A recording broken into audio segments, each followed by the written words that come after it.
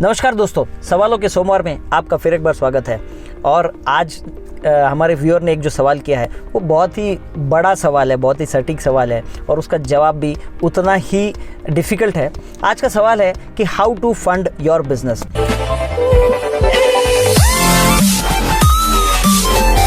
दोस्तों, फंडिंग के पीछे पूरी स्टार्टअप की दुनिया लगी हुई होती है। दुनिया में ऐसा कोई स्टार्टअप नहीं है कि जिसको फंडिंग नहीं चाहिए और वो इस सवाल का जवाब नहीं ढूंढ रहा है। लेकिन इस बड़े सवाल का बहुत सटीक और बहुत शॉर्ट और इस सवाल का जवाब मैं बहुत ही कम शब्दों में और बहुत ही सटीक तरीके से मैं आपको देना चाहूँगा, क्योंकि कोई भी स्टार्टअप या कोई भी बिजनेसमैन को इस सवाल का जवाब हेल्प करे, ये मेरी कामना है या ये मेरी इच्छा है।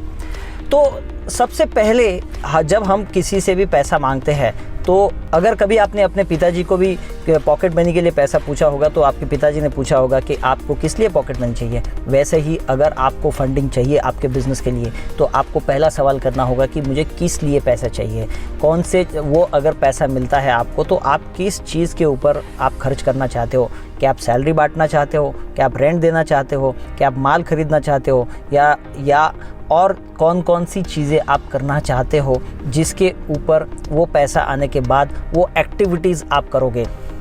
तो सबसे पहला सवाल ये आपको ज़रूर कीजिए और उसे हर महीने के फॉर्मेट में आप उसको लिखिए, तो आपको समझ में आएगा कि 1 साल के लिए या 2 साल के लिए आपको कितना पैसा लगेगा। तो सबसे पहला सवाल आपको ये पूछना है कि what are the purpose, what is the objective of funding you require. तो इसके बाद अगर आपका ऑब्जेक्टिव आपको पता चलता है कि हाँ ये 10 चीज़ें मुझे करनी है जिसके लिए मेरा बिज़नेस की इंपॉर्टेंट चीज़ें हैं और जिसके लिए मुझे फंडिंग चाहिए, तो वो बहुत बढ़िया हो जाएगा। उसके बाद आपको दूसरा सवाल करना है कि वो सारी एक्टिविटीज़ करने के बाद वो कौन कौन सी चीज़ें आप करोगे, कौन कौन सी एसेट, कौन कौन से पेटेंट, कौन कौन सा सेल होने वाला है जिससे फ्यूचर में आपको रेवेन्यू या पैसा आएगा।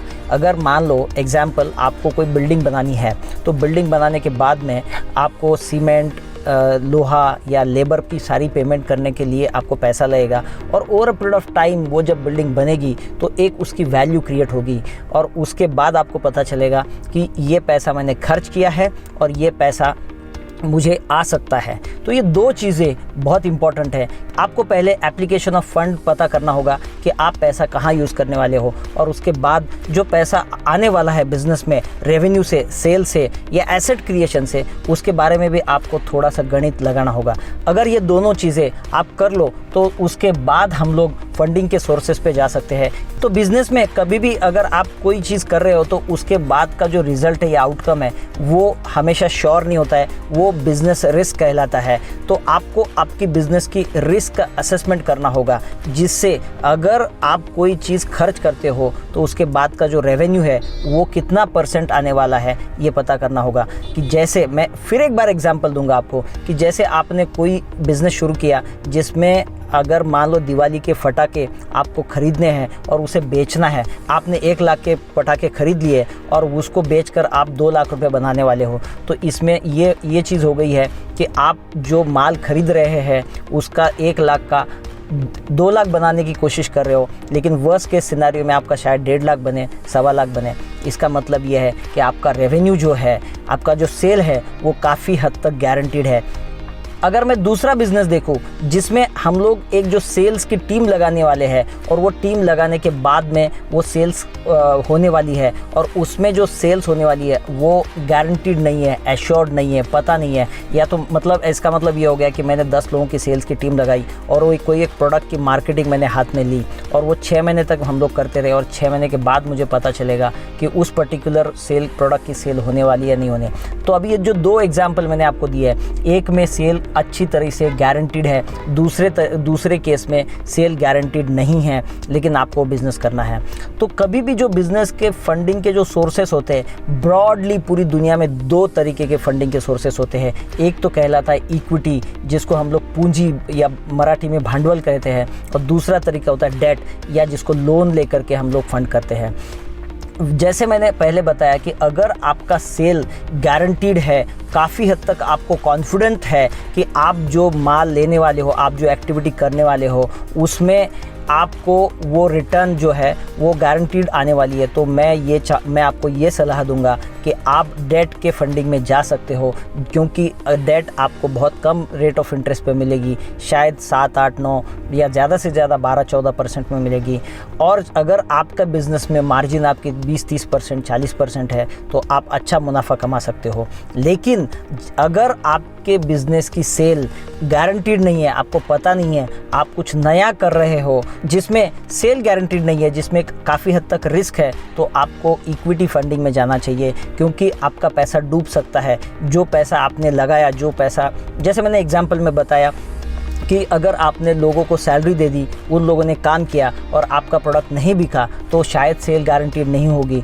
और वो केस में अगर आपने किसी से लोन ले ली तो आप वो लोन तो उस आपके सर पे रहेगी, उसके साथ उसका ब्याज भी आपको चुकाना पड़ेगा। लेकिन अगर वो फंडिंग आप इक्विटी से करोगे तो शायद ये होगा कि वो जिस बंदे ने इक्विटी में पैसा लगाया है वो ये सोचेगा कि हाँ, ये मेरी एक बिज़नेस की रिस्क थी, इसमें मुझे 50%, 40%, 30% तक का लॉस हो गया and I have close down the business. तो अगर आपको बिज़नेस के फंडिंग के बारे में और जानना है, बहुत सारी चीज़ें, इसमें बहुत बड़ा सब्जेक्ट है जिसके ऊपर कई लोगों ने तो बुक्स भी लिखी है, तो ये बहुत बड़ी डिस्कशन है। लेकिन इस पर्टिकुलर बहुत बड़े सब्जेक्ट को मैं बहुत ही सटीक ढंग से यहाँ पर समझाना चाहता था, तो फिर एक बार मैं इसको समराइज़ करूँगा। बिज़नेस के लिए फंडिंग चाहिए तो सबसे पहले उसका आपको एप्लीकेशन ऑफ फंड, मतलब आप पैसा किन चीज़ों के ऊपर खर्च करने वाले हो, उसको आपको होमवर्क बनाना है। फिर वो एक्टिविटीज़ के बाद आपको क्या रेवेन्यू होने वाला है ये आपको समझना है, और उसकी रिस्क को भी आपको समझना है। और उसके बाद आपको जाना होगा कि ये पर्टिकुलर फंडिंग मैं डेट से लूँ या इक्विटी से। कई स्टार्टअप्स के पास बहुत बढ़िया आइडिया होता है और वो आइडिया पे थोड़ा सा काम करे तो उनका बिज़नेस काफ़ी बड़ा बन सकता है, फिर भी वो इक्विटी के लिए जाते हैं, बिकॉज़ स्टार्टअप वर्ल्ड में डेट फंडिंग ये पता ही नहीं है। और कई बार जो बिजनेसमैन होते हैं, जो रेगुलर बिजनेसमैन होते हैं, जो एमएसएमई के बिजनेसमैन होते हैं, वो हमेशा ही बैंक और बाकी लोगों के पीछे डेट के लिए दौड़ते रहते हैं, तो उनको भी इक्विटी के ऑप्शंस को पता करना चाहिए। तो अगर आपके पास में आपका जो बिज़नेस एक्टिविटी है उसका सेल्स या उसका रेवेन्यू कंफर्म है तो आप डेट फंडिंग में जाइए। अगर आपके सेल्स या रेवेन्यू कंफर्म नहीं है तो इक्विटी में जाइए, और इन दोनों का भी कॉम्बिनेशन बनाकर आप बिज़नेस की फंडिंग ले सकते हो। तो मुझे लगता है कि इतने बड़े सब्जेक्ट को मैंने काफ़ी हद तक सिंप्लीफाई करने की कोशिश की है। इसके बावजूद अगर आपके कुछ सवाल रहेंगे तो मुझे कमेंट सेक्शन में ज़रूर बताइए। और जो लोग फंडिंग देख रहे हैं उनके दिमाग में जो आइडिया है उसको क्लैरिफाई करने के लिए ये 4 बातें अगर हम लोग उनको बता पाए तो बहुत बढ़िया रहेगा। तो उन लोगों के साथ इस वीडियो को ज़रूर शेयर कीजिए जो लोग अपने बिज़नेस के लिए फंडिंग देख रहे हैं, और हमारा चैनल और ये वीडियो ज़्यादा से ज़्यादा लोगों तक पहुँचाइए। Thank you so much.